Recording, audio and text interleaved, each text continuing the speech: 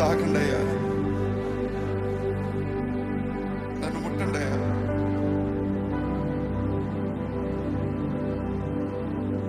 నా వల్ల కావట్లేదయ్యా, నా పరిస్థితి నీకు తెలిసాయా.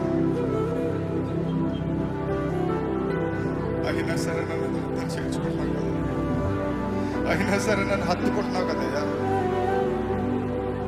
ఎందుకు ఎంత ప్రేమ?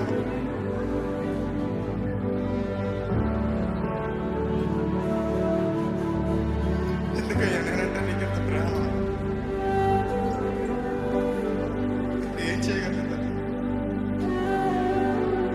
వద్దయ్యా,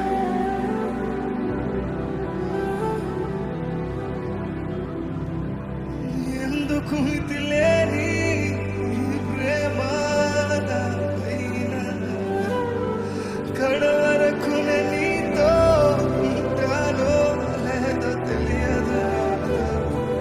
ఎందుకు తెలియని ప్రేమ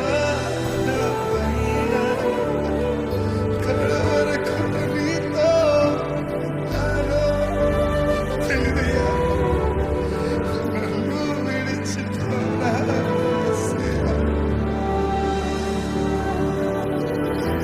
అర్హత నాకు లేదయ్యా. ఇదేనా మీ ప్రార్థన? నన్ను విడిచిపోనా,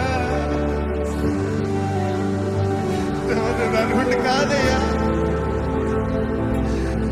నేను ఈ ముందు సరిగ్గా జీవించలేకపోతానని మీరు అని బాధపడుతున్నారా? కానీ ఆయన చేయి విడిచే దేవుడు కాదండి. ఆయన మిమ్మల్ని ప్రేమించే దేవుడు, ఆయన మిమ్మల్ని హత్తుకునే దేవుడు. ఆయన మిమ్మల్ని ఎన్నడూ విడిచిపోడు. నువ్వు ఇంకా దూరంగా వెళ్తున్నావా, నువ్వు ఇంకా దగ్గరకు వస్తాడు.